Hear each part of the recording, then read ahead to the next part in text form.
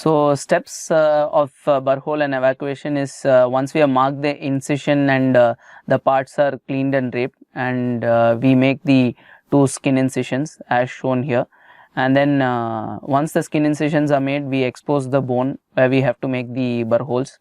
Nicely lay it open with the help of self-retaining retractors, and we make a burr hole, a small 1 into 1 centimeter, 1.5 into 1.5 centimeter burr hole is made.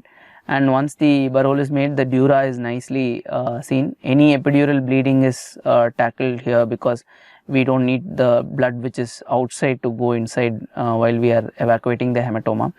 So dural opening is done after buzzing out the dura nicely to prevent any epidural bleeding, and then a nick is made on the dura in a cruciate fashion. Generally a plus is made, and each of the flaps are buzzed so that they retract up to the burr hole edge, and there is no dural bleeding while making the dural incisions.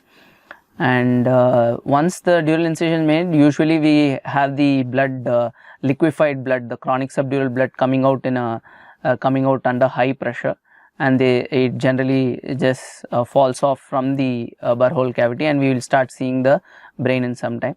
The clots are nicely irrigated. Nearly 3 liters of saline needs to be used, and we irrigate through both burr holes so that they keep communicating, and we ensure that following the evacuation of the chronic subdural, there is irrigation when performed, the returns are clear and there are no further clots left behind.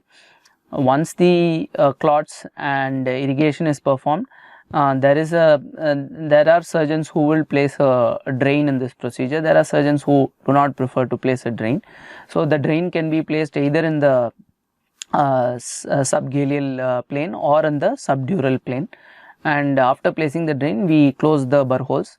First, the parietal burr hole is closed so that the dependent area is closed off, and you fill the cavity with water again by irrigating in the frontal burr hole. So we should ensure that the dead space, that is the subdural space between the brain and the burr hole, is filled nicely with warm saline, so that there is no pneumocephalus after the procedure, which can be a risk for seizures post-operatively. The other point which has to be noted here is the blood sometimes may not be evacuatable, and clots may still be remaining, and there is a chance that we may also see a membrane underneath and blood beyond that through the burr hole. In such cases, as I mentioned previously, we should go ahead with the craniotomy, convert the local to a GA, and perform a craniotomy and evacuation of the hematoma if we feel that the blood is too solid to not come out through these burr holes. More often than not, more than 7 days or 8 days from the trauma, this blood is usually liquefied, and it's very much possible to remove the blood through these burr holes. Ideally, chronic subdural hematomas are defined as 3 weeks from the time of trauma, 21 days from the time of trauma, and subacute hematoma is one between 72 to 21 days. So it is possible to remove subacute and chronic hematomas through this burr hole technique.